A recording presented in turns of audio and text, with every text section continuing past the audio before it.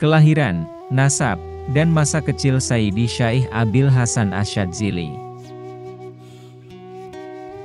Begitulah yang diucapkan oleh ulama sufi kenamaan, Syekh Abu Hasan Al-Syadzili. Baginya tidaklah penting seseorang itu dikenal dan dikenang oleh masyarakat, ia tidak khawatir maupun takut jika kelak di akhir kehidupannya hanya menyisakan 3 baris kata, nama, tanggal lahir, dan tanggal kematian di lempengan batu nisannya. Karena memang pada hakikatnya, tidak ada yang abadi di dunia ini, semua akan rusak, semua akan musnah tak terkecuali, semua akan sirna, hanya Allah lah Sang Maha Abadi. Kullu syai'in halikun illa wajahu, segala sesuatu akan sirna kecuali wajah Allah Subhanahu wa Ta'ala. Oleh karena itu, Syekh Abu Hasan Al-Syadzili tidak berambisi untuk menulis beribu-ribu kitab, menulis berlembar-lembar artikel, dan catatan-catatan demi dikenal dan dikenang masyarakat. Dianggap paling jenius, paling alim, paling produktif dalam berkarya, karena baginya semua itu hanyalah aksesoris-aksesoris semu dan bukan menjadi tujuan. Bukan berarti Abu Hasan Al-Syadzili anti dengan kegiatan kepenulisan, beliau banyak juga meninggalkan ajaran dan hizib-hizib yang sampai sekarang masih diamalkan oleh para pengikut beliau di dalam tarekat Sadziliyahnya. Baginya, menulis adalah kerja ibadah dan dakwah yang dilandasi keikhlasan dan kemurnian hanya kepada Tuhan saja. Karena, pada dasarnya manusia diciptakan Tuhan dalam rangka untuk beribadah kepada Allah semata. Bukankah kita selalu mengikrarkan janji setidaknya 5 kali sekali dalam sehari saat membaca doa iftitah, bahwa sesungguhnya sholatku, ibadahku, hidupku dan matiku semata-mata hanya untuk Allah Tuhan seru sekalian alam. Inilah yang seharusnya menjadi niat dan landasan seseorang untuk berbuat apapun. Karenanya dengan niat yang lillahi ta'ala, Syekh Abu Hasan Al-Syadzili lebih suka menulis dalam lembaran-lembaran cahaya hidupnya, dalam perjalanan tasawufnya, dan dalam kecintaannya kepada Allah Azza wa Jalla. Ketaatannya kepada Allah adalah lembaran-lembaran tulisannya, murid-muridnya adalah jilid-jilid kitabnya. Kitabku adalah kawan-kawanku, begitu kata beliau. Syekh Abu Hasan Al-Syadzili benar-benar telah menulis dengan lembar-lembar cahaya di dalam kehidupannya. Kelompok orang-orang sufi kadang identik dengan kelompok yang pasrah dalam menjalani kehidupannya, berpakaian ala kadarnya, tidak memperhatikan penampilan zohir, dan bahkan kadang tidak memiliki tempat tinggal. Syekh Abu Hasan Al-Syadzili tentu tidak ada yang meragukan kezuhudannya, beliau adalah seorang mursyid bahkan pendiri dari aliran tarekat Syadziliyah. Namun, kehidupan beliau sangat memperhatikan pakaian dan penampilan. Rumah beliau bagus, tanah pertaniannya luas, dan memiliki kuda-kuda yang kuat dan tegap. Karena baginya kesufian adalah gerak batin seorang hamba, harta dan kekayaan boleh ada di tangan tetapi jangan sampai melekat dan ada di dalam hati. Suatu ketika, Syekh Abu Hasan Al-Syadzili ditanya oleh seseorang, mengapa penampilannya mewah dan menaiki kereta kuda yang indah, padahal ia adalah seorang ulama sufi, maka beliau menjawab, bahwa, agar ia tidak terkesan sebagai orang yang butuh kepada orang lain, karena hanya kepada Allah lah kita menggantungkan kebutuhan. Beliau juga pernah berkata kepada muridnya Abu Abbas Al-Mursy, kenalilah Allah, lalu hiduplah sesukamu.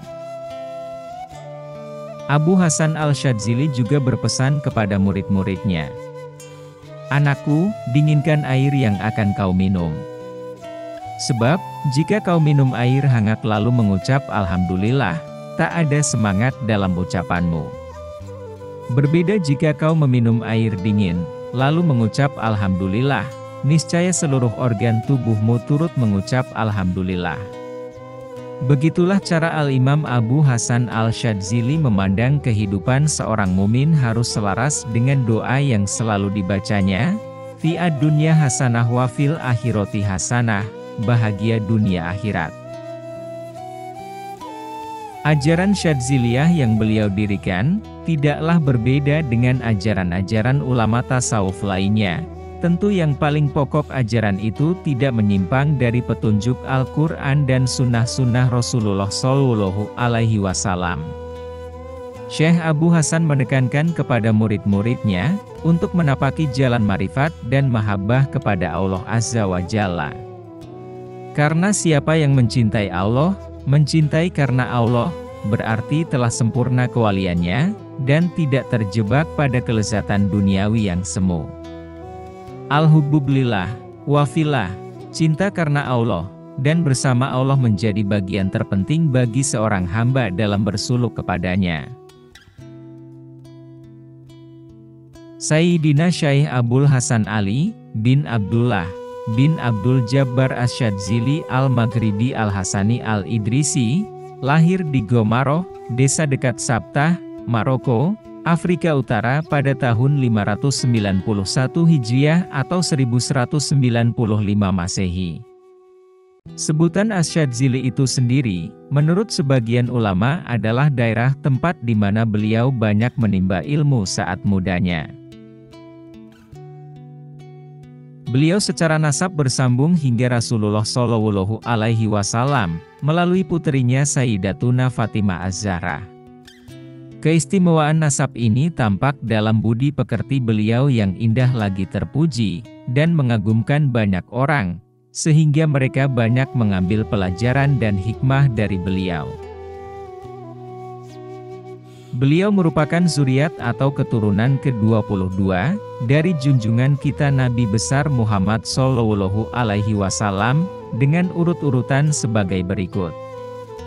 Asy-Syaikh Abil Hasan Ali Asy-Syadzili adalah putra dari Abdullah bin Abdul Jabbar bin Tamim bin Harmus bin Hatim bin Kushay bin Yusuf bin Yusha bin Wardi bin Abu Battol bin Ali bin Ahmad bin Muhammad bin Isa bin Idris Al-Mutsana bin Umar bin Idris bin Abdullah bin Hasan Al-Mutsana bin Sayyidina Hasan bin Sayyidina Ali bin Abu Talib wa Sayyidatina Fatimah Az-Zahra binti Sayyidina wa Habibina wa Syafi'ina Muhammad Sallallahu Alaihi Wasallam.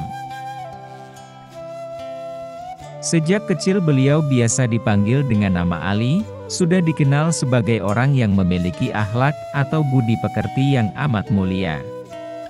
Tutur katanya sangat fasih, halus, indah dan santun, serta mengandung makna pengertian yang dalam.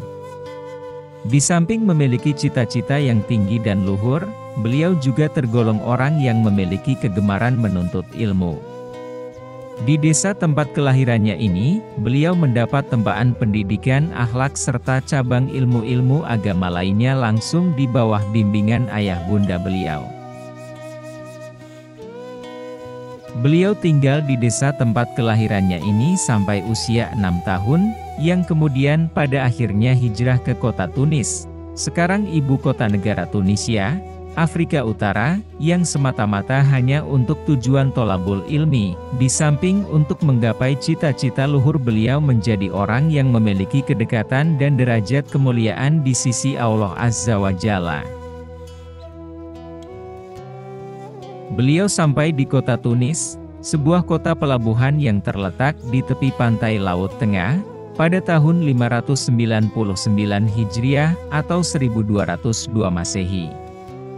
Di suatu hari Jumat, beliau pernah ditemui oleh Nabiullah Khidir alaihissalam, yang mengatakan bahwa kedatangannya pada saat itu adalah diutus untuk menyampaikan keputusan Allah Azza wa Jalla atas diri beliau, yang pada hari itu telah dinyatakan dipilih menjadi kekasih Rabbul Alamin, dan sekaligus diangkat sebagai wali agung, dikarenakan beliau memiliki budi luhur dan akhlak mulia. Segera setelah pertemuan dengan Nabiullah Khidir alaihissalam tersebut, beliau segera menghadap Syekh Abi Said Al-Baji, rahimahullah, salah seorang ulama besar di Tunis pada waktu itu, dengan maksud untuk mengemukakan segala peristiwa yang beliau alami sepanjang hari itu.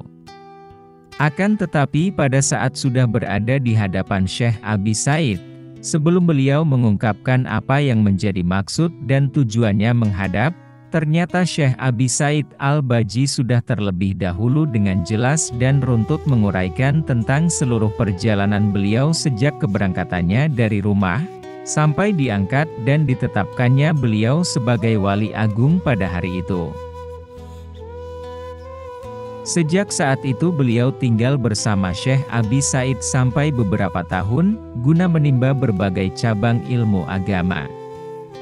Dari Syekh Abi Said beliau banyak belajar ilmu-ilmu tentang Al-Quran, hadis, fikih, akhlak, tauhid, beserta ilmu-ilmu alat. Selain itu, karena kedekatan beliau dengan sang guru, beliau juga berkesempatan mendampingi Syekh Abi Said menunaikan ibadah haji ke Mekah Al-Mukarromah sampai beberapa kali. Namun, setelah sekian tahun menuntut ilmu, beliau merasa bahwa seluruh ilmu yang dimilikinya, mulai dari ilmu fikih, tasawuf, tauhid, sampai ilmu-ilmu tentang Al-Quran dan hadis, semuanya itu beliau rasakan masih pada tataran syariat atau kulitnya saja. Karena itu beliau berketetapan hati untuk segera menemukan jalan, thoriqat, itu sekaligus pembimbing, mursyidnya dari seorang wali kutub, yang memiliki kewenangan untuk memandu perjalanan ruhaniyah beliau menuju ke hadirat Allah Subhanahu wa Ta'ala. Maka dengan tekad yang kuat, beliau memberanikan diri untuk berpamitan, sekaligus memohon doa restu kepada sang guru, Syekh Abi Said Al-Baji, untuk pergi merantau demi mencari seseorang yang berkedudukan sebagai kutub.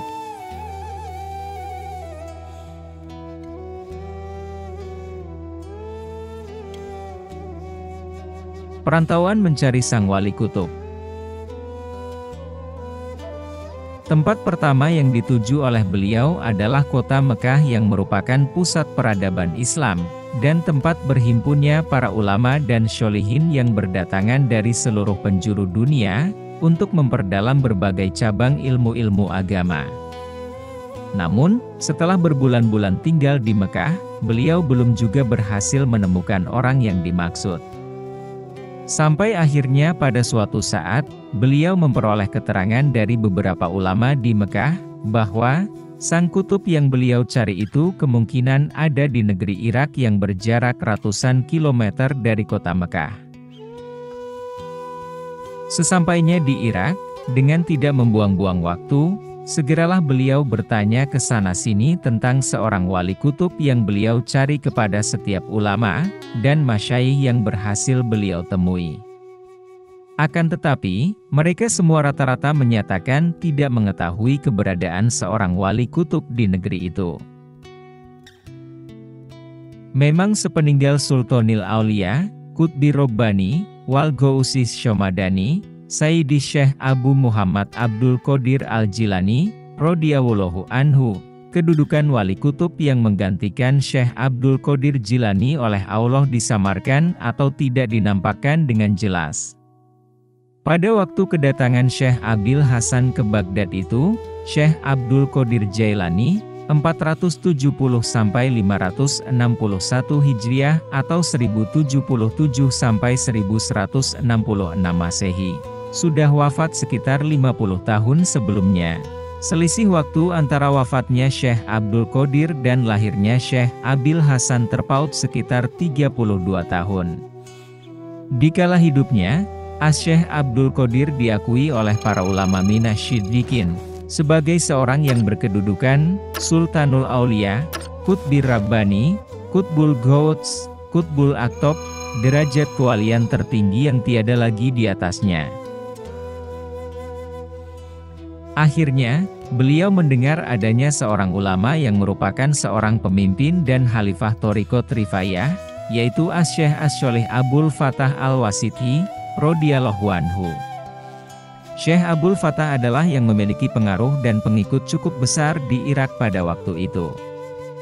Segeralah beliau sowan kepada Syekh Abul Fatah, dan mengemukakan bahwa beliau sedang mencari seorang wali kutub yang akan beliau minta kesediaannya untuk menjadi pembimbing dan pemandu perjalanan ruhani beliau menuju ke hadirat Allah Azza wa Jalla.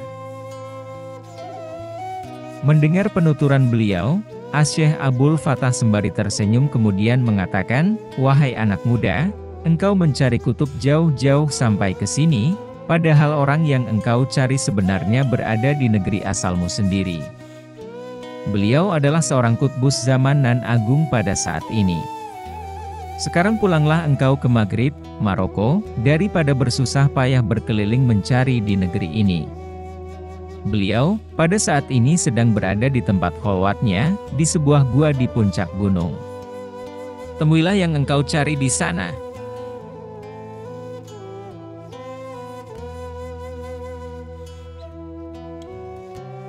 Berguru kepada sang wali kutub. Beberapa saat setelah mendapat penjelasan dari Syekh Abul Fatah Al-Wasiti, beliau segera mohon diri sekaligus minta doa restu agar beliau bisa segera berhasil menemukan sang kutub yang sedang dicarinya. Sesampainya di Maroko, beliau langsung menuju ke desa Gomaroh, tempat di mana beliau dilahirkan. Tidak berapa lama kemudian, beliau segera bertanya-tanya kepada penduduk setempat maupun setiap pendatang di manakah tinggalnya sang kutub.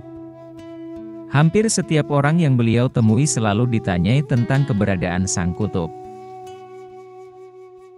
Akhirnya, setelah cukup lama mencari, didapatlah keterangan bahwa orang yang dimaksud oleh Syekh Abul Fatah tiada lain adalah Sayyidi Syekh Asy-Sholih Al-Qutub Al-Ghaus Asy-Syarif Abu Muhammad Abdus Salam bin Mashis Al-Hasani, yang pada saat itu sedang berada di tempat pertapaannya, di suatu gua yang letaknya di puncak sebuah gunung di padang berbato.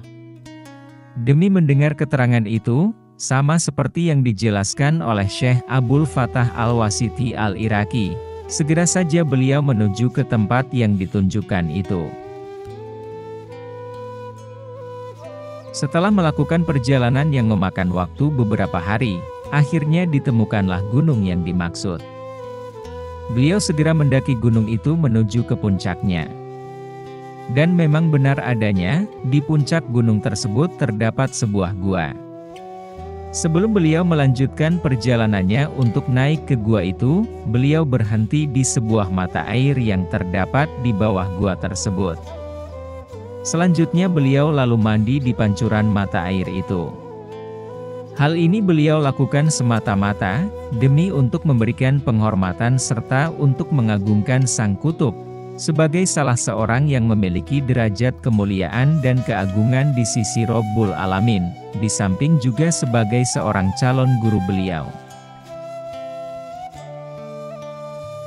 Begitu setelah selesai mandi, beliau merasakan betapa seluruh ilmu dan amal beliau seakan luruh berguguran. Dan seketika itu pula beliau merasakan kini dirinya telah menjadi seorang yang benar-benar fakir dari ilmu dan amal. Kemudian, setelah itu beliau lalu berwudu, dan mempersiapkan diri untuk naik menuju ke gua tersebut. Dengan penuh rasa tawadu dan rendah diri, beliau mulai mengangkat kaki untuk keluar dari mata air itu. Namun, entah datang dari arah mana, tiba-tiba datang seseorang yang tampak sudah lanjut usia. Orang tersebut mengenakan pakaian yang amat sederhana. Bajunya penuh dengan tambalan. Sebagai penutup kepala, orang sepuh itu mengenakan songkok yang terbuat dari anyaman jerami. Dari sinar wajahnya menunjukkan bahwa orang tersebut memiliki derajat kesyolihan dan ketakwaan yang amat luhur. Kendati berpenampilan sederhana, tetapi orang tersebut tampak sangat anggun, arif, dan berwibawa.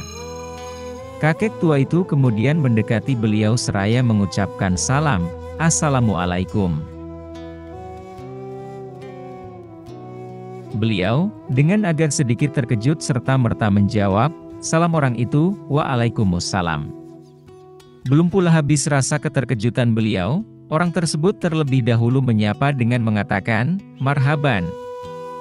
Ya Ali bin Abdullah bin Abdul Jabbar bin Tamim bin, dan seterusnya nasab beliau disebutkan dengan runtut dan jelas sampai akhirnya berujung kepada baginda Rasulullah Shallallahu Alaihi Wasallam.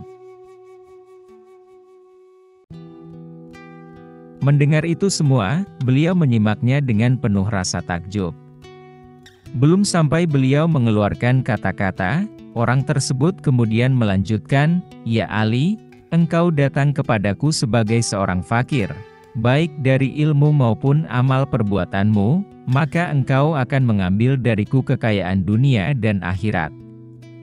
Dengan demikian, maka jadi jelas dan yakinlah beliau kini, bahwa orang yang sedang berada di hadapannya itu adalah benar-benar Asy-Syaikh Al-Qutub, Al-Ghaus, Sayyid Abu Muhammad Abdus Salam bin Mashis Al-Hasani, radhiyallahu anhu, orang yang selama ini dicari-carinya. Wahai anakku, hanya puji syukur alhamdulillah kita haturkan kehadirat Allah Subhanahu wa Ta'ala, yang telah mempertemukan kita pada hari ini. Berkata Syekh Abdus Salam lagi, "Ketahuilah, wahai anakku, bahwa sesungguhnya sebelum engkau datang ke sini, Rasulullah telah memberitahukan kepadaku segala hal ihwal tentang dirimu, serta akan kedatanganmu pada hari ini. Selain itu, aku juga mendapat tugas dari beliau agar memberikan pendidikan dan bimbingan kepada engkau. Oleh karena itu, ketahuilah, bahwa kedatanganku ke sini memang sengaja untuk menyambutmu."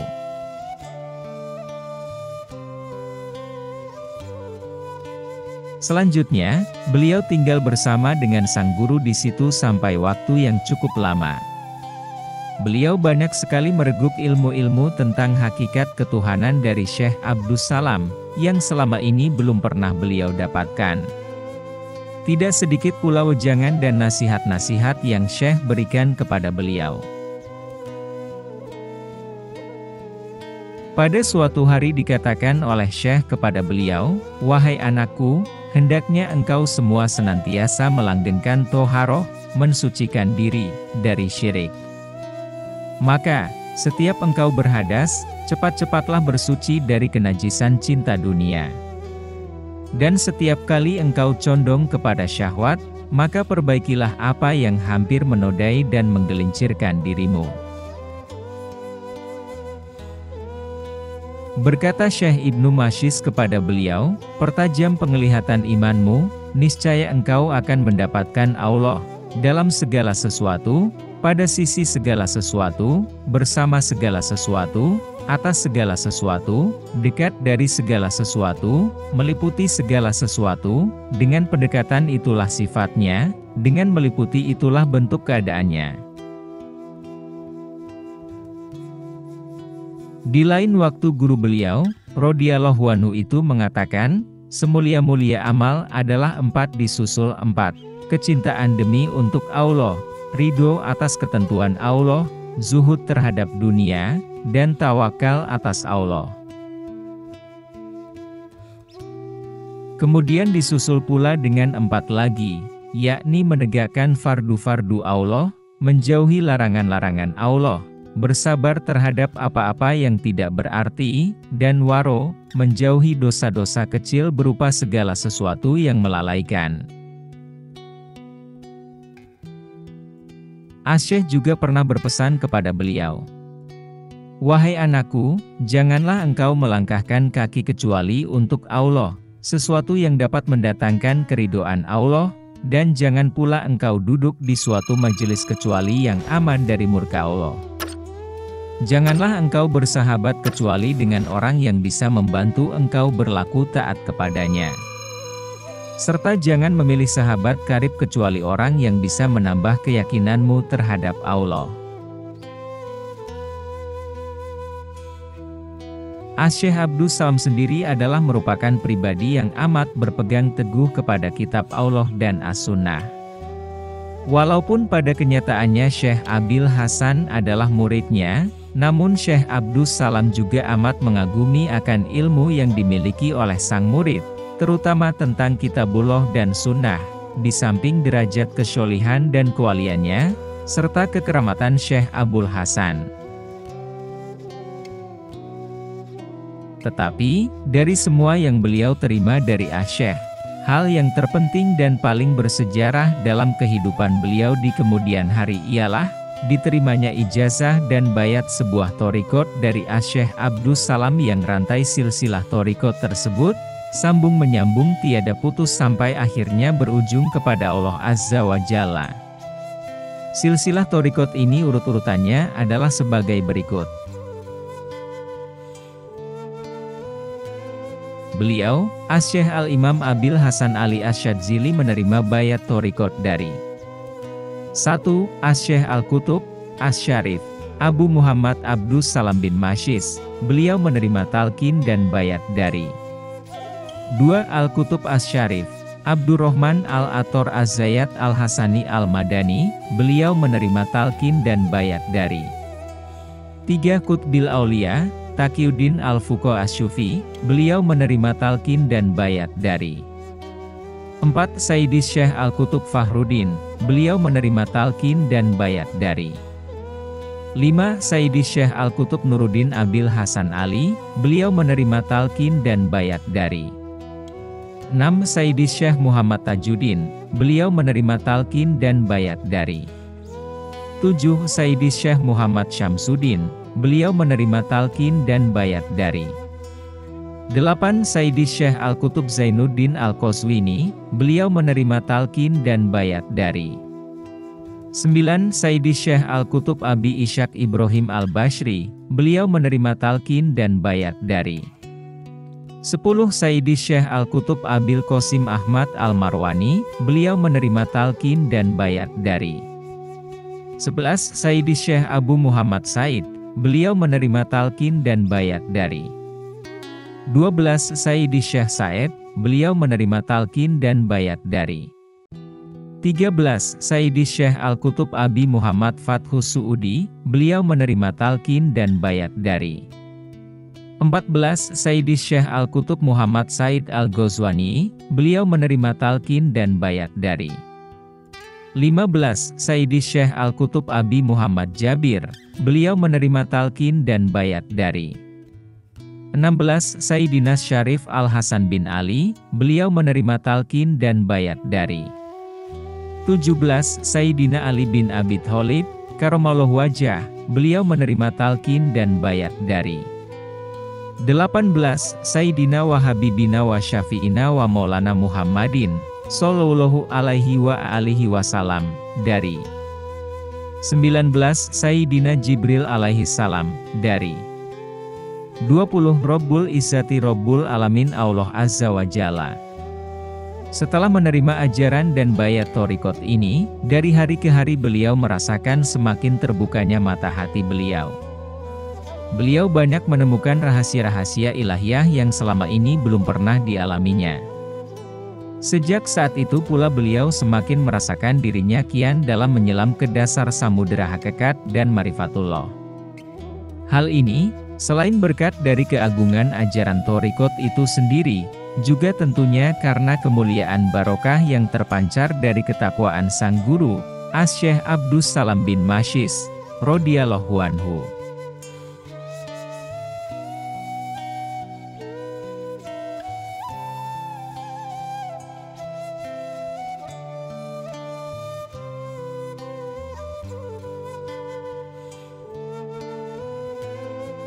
Rasulullah memberi biji-biji kopi, dan mengajari cara mengolahnya. Suatu ketika, Syaikh Abul Hasan mendatangi kediaman gurunya, Syaikh Abdullah Al-Mashis, di puncak suatu bukit untuk keperluan meminta ijazah doa untuk diwiridkan. Akan tetapi, oleh sang guru yang juga seorang wali yang keramat itu, justru diperintahkan untuk menemui sahabat beliau, yang juga seorang wali yang keramat di desa Syadzil. Mendapat perintah itu, Syaikh Abul Hasan segera pamitan dari gurunya. Pada awalnya ia bermaksud untuk langsung pergi ke desa yang membutuhkan waktu 1 bulan perjalanan kaki tersebut pada hari itu juga. Akan tetapi, karena ada perhitungan lain, akhirnya ia pergi pada keesokan harinya. Hal ini rupanya sudah diketahui oleh gurunya di Syadzil. Keesokan harinya, sampailah ia di Syadzil. Jarak 1 bulan perjalanan, dengan karomahnya, ia tempuh tak lebih dari beberapa jam. Hai Abul Hasan, sebenarnya sudah sejak kemarin saya tunggu kamu datang. Demikian sang syaikh membuka penjelasan, wirid yang kamu inginkan itu cara mengamalkannya cukup berat, tetapi saya selalu sesuaikan dengan keadaan orang yang akan mengamalkannya. Kamu saya anggap cukup kuat, oleh karenanya, kamu saya buatkan syarat, amalkan wirid ini selama 40 malam berturut-turut tanpa batal wudhu. Dan kamu akan saya berikan kenang-kenangan. Namamu akan saya tambah dengan nama negeri ini menjadi Abul Hasan Asyadzili. Sewaktu ia mengamalkan wirid itu, ia merasa lain dari biasanya.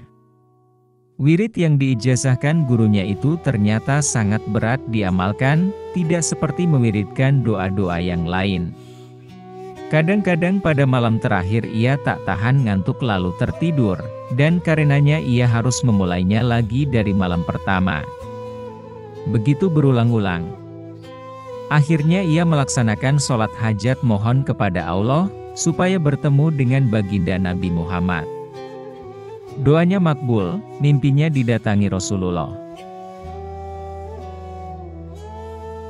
Wahai Rasulullah, saya diberi wirid oleh guru saya, tetapi sampai sekarang saya belum bisa menyelesaikan cara pengamalannya. Saya mohon petunjuk, demikian katanya di dalam mimpi kepada baginda Nabi Shallallahu Alaihi Wasallam.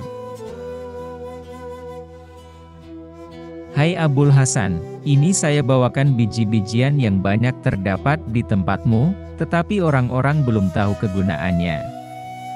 Biji ini jemurlah, goreng kering-kering sampai menjadi arang, kemudian tumbuklah sampai lembut, dan sesudah itu baru kau seduh dengan air mendidih. Air itulah yang kamu minum setiap malam, insya Allah kamu tidak akan mengantuk. Esoknya tahulah ia, bahwa, biji yang ditunjukkan baginda Nabi Shallallahu Alaihi Wasallam dalam mimpinya itu adalah biji kopi. Dia melaksanakan petunjuk baginda Nabi, hingga akhirnya menjadi orang pertama yang tahu gunanya biji kopi, yakni supaya kuat berjaga malam demi beribadah kepada Allah. Tapi dasar orang yang memiliki karomah, setelah mengambil biji kopi banyak-banyak, ia gorenglah biji-biji itu sampai kering. Api dinyalakan di bawah lutut, dan yang menjadi tungkunya adalah kedua lutut dan perutnya itu. Tangan kanannya untuk menggoyang biji kopi supaya pembakarannya rata, sedangkan tangan kirinya menjadi kipasnya. Sekalipun biji kopinya sudah menjadi arang, ia tidak merasa panas. Dan anehnya, pakaiannya sehelai pun di antara benangnya tidak terbakar, tidak pula kotor. Sejak saat itu ia bisa menahan wudhunya sampai 40 malam tanpa batal. Oleh karena itu, pantaslah bila kebiasaan orang-orang dahulu, ketika hendak meminum kopi, mengirimkan pahala Fatihah kepada Syekh Abul Hasan Asyadzili.